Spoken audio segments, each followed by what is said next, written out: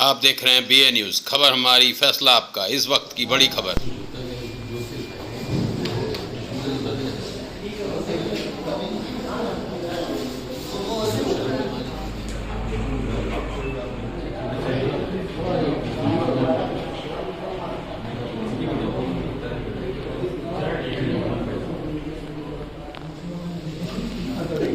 इंसाफ दो, इंसाफ दो।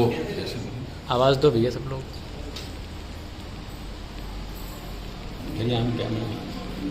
इंसाफ दो, इंसाफ दो, इंसाफ दो।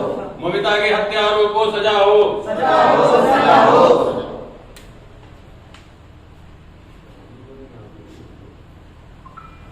डॉक्टर ममिता के हत्यारों को फांसी दो, फांसी दो, फांसी दो। ऐसे दूरी ज्यादा बननी है, पहले सबका एक कवर ले लीजिएगा, उसके बाद करीब ले जाते हैं। आज आप लोग जो प्रोटेस्ट करने जा रहे हैं, इसके ऊपर कुछ बता दें।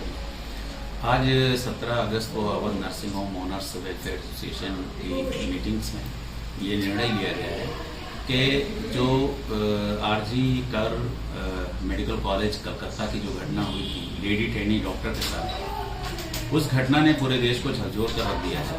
रेप के बाद हत्या, इस तरह के जघन्य अपराध एक लेडी डॉक्टर के साथ जो कि MD TB चेस्ट की सेकेंड ईयर की स्टूडेंट थी और वो उस वक्त ड्यूटी पर थी और ड्यूटी के बाद वो आराम करने गई थी, जो उनके साथ जिस समय यह घटना हुई 7 और 8 अगस्त के बीच की बात है।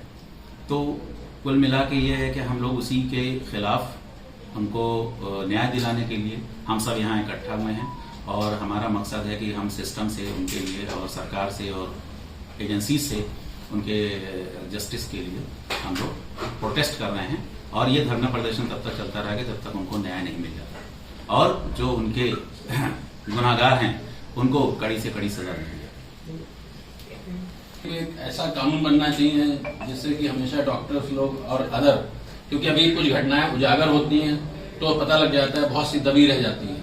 देखिए, हम लोग इसी के लिए ही प्रोटेस्ट कर रहे हैं। आज पूरे देश में इसी बात को लेकर प्रोटेस्ट हो रहा है कि जो घटना आज हुई है, इससे पहले भी कई घटनाएं हो चुकी हैं जिसमें डॉक्टर्स और उनको निशाना बनाया जाता है, उनके अस्पताल को निशाना बनाया जाता है। तो हम सरकार से इसी बात के लिए विरोध प्रदर्शन कर अपनी मांग रख रहे हैं कि हमें सुरक्षा दी जाए और जो डॉक्टर्स लेडी हैं कम से कम उनका सम्मानजनक उनको काम करने के दौरान उनकी इज्जत होनी चाहिए और उनको उसी तरीके की सिक्योरिटी या सुरक्षा देनी चाहिए। डॉक्टर साहब, ऐसा नहीं कि केवल डॉक्टर, फीमेल डॉक्टर, सब फीमेल किसी ऐसा होना चाहिए? नहीं, सभी फीमेल्स के लिए हमारे देश में देखिए नारी सम्मान के बारे में तो ऐसे भी बहुत कुछ किया जाता है और बहुत बड़ी बड़ी चीज़ें हमारे यहाँ देवी की तरह से नारियों का सम्मान किया जाता है और पूजा की जाती है उनकी। तो ऐसे देश में इस तरह की घटना बहुत ही ज़्यादा शर्म की बात है और ये सब चीज़ें हम लोगों को बहुत झकझोर रही हैं अंदर से, जिसके लिए हम लोग ये प्रोटेस्ट कर रहे हैं और ये आंदोलन चलता रहेगा जब तक कि न्याय नहीं मिल जाता गुनहगारों।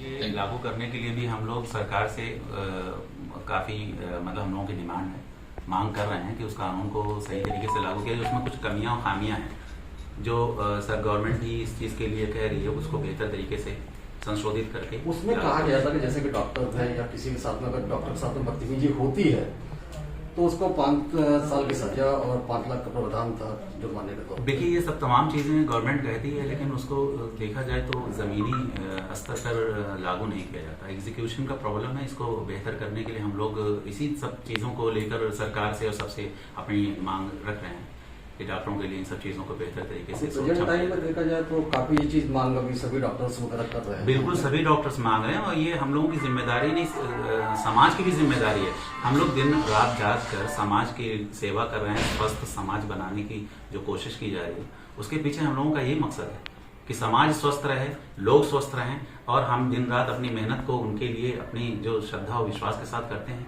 हमें उसी तरीके की सुरक्षा और इज्जत मिले, समाज से भी मिले और सरकार से भी मिले। लेकिन इसको देखा जाए कि ममता बनर्जी जो है सर, ये जो प्रिंसिपल को अरेस्ट किया गया था अभी कुछ दिन पहले, तो अभी अरेस्ट करने के बावजूद भी उनको छोड़ दिया गया, पूछताछ नहीं गई। क्या ऐसा है प्रावधान की अमीर लोगों के लिए प्रोटेक्ट है, गरीबों के लिए नहीं? देखिए, एक चीज बता दूं मैं, हमारे देश में लोगों के लिए कानून और संविधान अभी जिंदा है और गरीब आदमी के लिए ही दुनिया में और हर जगह भी और भारतवर्ष में भी बहुत ज्यादा ही इज्जत है और लोग उनके ही लिए ये लड़ाई लड़ रहे हैं। अगर ये कोई अमीर आदमी होता शायद ये मामला बहुत जल्दी आसानी से सॉल्व हो जाता, इतना सड़क पर उतरने की जरूरत नहीं पड़ती। आज हमारे देश में गरीब आदमी को कानून का सहारा मिलना लेना आसान तो है, लेकिन थोड़ा मुश्किल इसलिए हो जा रहा है, सिस्टम की कुछ कहीं ना कहीं कुछ कमियां दिखती हैं। वो गवर्नमेंट उसके लिए कोशिश करेगी, बेहतर करेगी, यही सब हम लोग मांग कर रहे हैं। रोल मैं सर्वप्रथम डीएन न्यूज चैनल व सभी न्यूज एजेंसियों को आभार व्यक्त करता हूं कि वो हमारे दर्द को समझ रहे हैं। जो बंगाल में हमारी बहन मौमिता देवबंद के साथ हुआ है, हम चाह रहे हैं कि आगे आने वाले टाइम में हमारे किसी भी डॉक्टर के साथ या हमारे किसी भी स्टाफ के साथ ऐसी न हो। चूंकि दिक्कत एक ये फंस रही कि अपराधियों में जो है बेलगाम वहाँ की जो ममता बनर्जी सरकार है वो बिल्कुल एक्शन में नहीं। अभी बांग्लादेश में कुछ कांड हुआ था, अभी हिंदुओं का हुआ, कोई एक्शन नहीं। उससे जस्ट अपोजिट आज ये जो लेडी ट्रेनी है उसके लिए जो है उससे उतर करके हम लोगों को आना पड़ रहा है। हम लोग कहते हैं कि भगवान के बाद जो दूसरा स्थान होता है वो डॉक्टर का होता है, लेकिन अगर डॉक्टरों के साथ ये हो रहा तो ये बहुत सरकार के लिए शर्मनीय व निंदनीय घटना है, वह शर्म की बात है। एक तरफ हम कहते हैं कि हम विकास भारत की बात करें, बेटी बचाओ बेटी पढ़ाओ, क्या बेटी बचाएं क्या बेटी पढ़ाएं? बेटी पढ़ा करके क्या इन दरिंदों के हाथों जो अपनी बेटियों का कत्ल करवा दे? मैं वहाँ की सरकार प्लस भारत सरकार से ये आग्रह करता हूँ कि आप लोग क्या सुरक्षा दे रहे हैं, क्या हम लोगों के लिए? हमारे भी लखनऊ में कुछ दिन पहले डॉक्टर रवि जो इतने बड़े सर्जन, उनके साथ मारपीट हुई। सबसे जो घटना हो रही दिन पर दिन आ रही है, तो ये हम लोगों के लिए बहुत ही जो है दर्दनाक व डर का माहौल पैदा करे। इससे क्या होगा कि नाइट में जो भी हमारा लेडीज स्टाफ होगा काम करने से जो है बचेगा, फिर हम कैसे लोगों की सेवा कर पाएंगे। इसलिए इस चैनल के माध्यम से मैं सरकार व मुख्यमंत्री ममता बनर्जी व भारत सरकार से आग्रह करता हूं कि हम लोगों को सुरक्षा दी जाए और हमारी बहन ममता देवबंद को न्याय मिले और हत्यारों को फांसी की सजा से नीचे नहीं होना चाहिए। ये हमारी भारत सरकार से प्रार्थना है। ऐसा क्यों लगता है कि बार बार हमको हर चीज के लिए प्रोटेस्ट ही करना पड़ता है? क्योंकि यहाँ पे वोट बैंक ही मेन है। हर कोई भी पार्टी हो, किसी का नाम नहीं लूंगा, सारे वोट बैंक के लिए लगे हैं।